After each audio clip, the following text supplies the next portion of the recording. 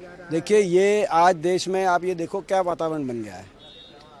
कहीं तो दिल्ली पुलिस ने छात्रों पे लाठियां चलाई जिसमें कीलें लगी हुई थी, कहीं पैलेट गन का प्रयोग हुआ, बिहार के अंदर AK-47 का प्रयोग हुआ। एक तरफ तो पुलिस प्रशासन पूरी तरह कहर ढा रहा है स्टूडेंट्स पे, और दूसरी तरफ बीजेपी के नेता राह चलते, आपने देखा वीडियो किस तरह के वायरल हो रहे हैं, राह चलते स्टूडेंट्स को बुलाकर उनसे गाली गलौज कोई कर रहा है। कोई बीजेपी का नेता हरियाणा के अंदर एक इनके पूर्व प्रदेश अध्यक्ष गद्दार बता रहे हैं स्टूडेंट्स को।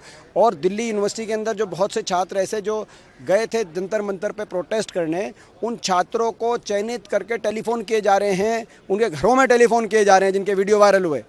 एक एक को पहचान के वीडियो वायरल हुआ है, उनके घरों पर टेलीफोन किए जा रहे हैं कि आप माफ़ी मांगो। बिहार के अंदर हज़ारों बच्चों को हिरासत में लेने का काम इस सरकार ने किया हुआ है। चारों तरफ स्टूडेंट्स पे को प्रताड़ित करने की तरफ देश की सरकार बढ़ गई। ये कैसे वातावरण बना, इसके लिए गृह मंत्री का जवाब हम मांगते हैं।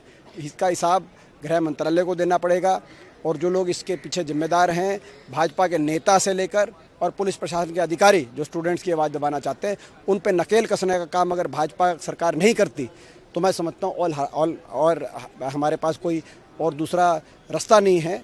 जब तक हम जवाब नहीं लेंगे तब तक हम लड़ाई लड़ेंगे। देखिए, हमने एडजर्नमेंट मोशन दिया कि अभी भी दिल्ली में 20 जुलाई के दिन जो बच्चों पर जो मारपीट हुई, जो पैलेट गन चलाए गए, जो बच्चियों पर, लड़कियों पर जो जिस प्रकार से व्यवहार किया गया, उसकी जवाबदेही गृह मंत्री अमित शाह जी की है। राहुल गांधी जी ने इस संदर्भ में चिट्ठी भी भेजा है। और बात सिर्फ दिल्ली की नहीं, आज भी देश के अलग अलग कोने में, अलग अलग राज्यों में, वहां की जहां बीजेपी की सरकार है, वहां की पुलिस बच्चों पर जाकर, उनके घरों में जाकर वहां उनको तहकीकात करने की कोशिश कर रही है, अरेस्ट कर रही है, FIR डाल रही है, डराने या धमकाने की बात कर रही है। आज भी दिल्ली में जो बच्चे जिनकी ट्रीटमेंट हो रही है अस्पताल में, वहां तक हम जा नहीं पा रहे। उनको एकदम मतलब पुलिस के अंदर एक ऐसे ढांचे में रखा हुआ है कि कोई बाहर का व्यक्ति उनसे मिल भी नहीं सकता। तो ये सब कौन देख रहा है? ये इसकी जिम्मेवारी किसके हाथ में? गृह मंत्री अमित शाह के हाथ में। आज भी बच्चों के बीच में डर और तनाव का वातावरण पूरे देश भर में क्यों? आज भी वे युवा जिन्होंने धरना किया, उन पर पुलिस कार्रवाई क्यों? 20 जुलाई के दिन बच्चों पर इस प्रकार का अत्याचार हुआ? इन सब पर हम चाहते हैं कि गृह मंत्री बयान दे। इसके लिए इस संदर्भ में हमारे विपक्षी दलों ने एडजर्नमेंट मोशन भी दिया, लेकिन कोई सरकार की तरफ से जवाब नहीं। जब तक बयान नहीं तब तक कोई चर्चा भाग नहीं लेंगे? देखिए, हम बयान चाहते हैं, हम आशा करते हैं कि ये बार बार सरकार कहती है लोकतंत्र का मंदिर, लोकतंत्र का मंदिर मतलब जिम्मेवारी यहाँ पे होनी चाहिए।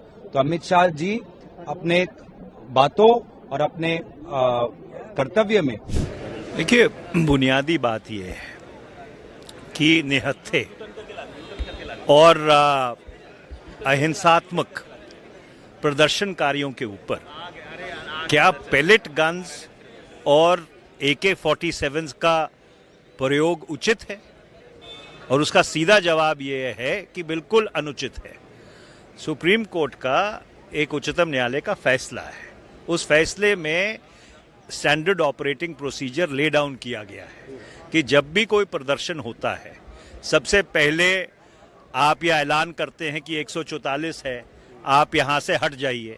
अगर नहीं हटते तो फिर आप वाटर कैनन का इस्तेमाल करते हैं, उसके बाद लाठीचार्ज करते हैं, उसके बाद टीयर गैस का इस्तेमाल करते हैं, और अंततः कि अगर बहुत ही ज़्यादा परिस्थिति संवेदनशील हो जाए तो जो ड्यूटी मैजिस्ट्रेट वहाँ पे रहता है या जो उच्चतम पुलिस अधिकारी वहाँ पे रहता है, वो ये कहता है कि भाई वो फायरिंग का आदेश देता है।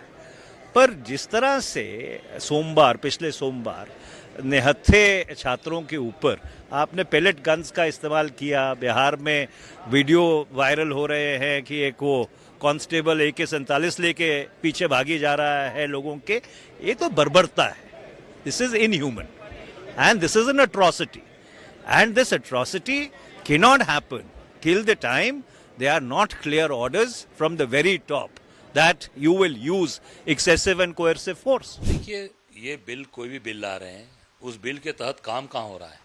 आप देखें, एक तरफ बिल आ रहा है, एक तरफ बच्चों पर FIR भी हो रही है, उनके मुकदमे भी दर्ज किए जा रहे हैं। ये कौन सा है? इसका मतलब कि आप दोहरे चरित्र के लोग हैं। एक तरफ आप बिल ला रहे हैं, एक दूसरी तरफ बच्चों पर एफआईआर हो रही है, बच्चों पर लाठियां चल रही हैं, बच्चियों के प्राइवेट स्पॉट्स पर लाठियां मार रहे हैं आप। ये क्या है? इससे साबित होता है कि पूरी तरीके से ये लोग एक बच्चों को जीवन बर्बाद करना चाहते हैं, बच्चों का भविष्य खराब करना चाहते हैं। आंदोलन का संवैधानिक अधिकार है, प्रोटोकॉल तय होने चाहिए, पुलिस ने मारपीट की चिंताजनक है। निश्चित तौर से देखिए, पुलिस जिस तरीके से बर्बरता किया है उसमें माननीय सर्वोच्च न्यायालय ने संज्ञान लिया है।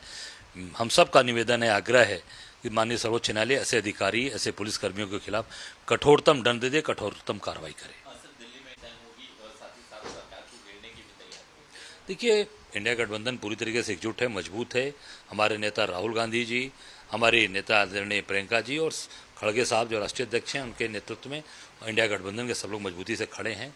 और निश्चित तौर से आज इंडिया गठबंधन देश के अंदर एक परिवर्तन की बात जो उठाई है इंडिया गठबंधन ने, वो होने जा रहा है।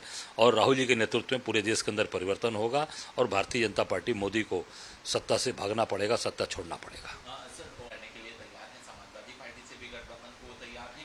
इससे पहले वो समाजवादी पार्टी को ही घेरते नजर आ रहे हैं। देखिए, मैं इतना ही कहना चाहूँगा कि वैसी साहब, अगर आप समाज के शुभचिंतक हैं, अपने समाज के शुभचिंतक हैं, देश के लिए शुभचिंतक हैं, तो इतना लंबा चौड़ा कहने की ज़रूरत नहीं है। आपको बात करके उनके साथ बात करना चाहिए, डायलॉग करना चाहिए।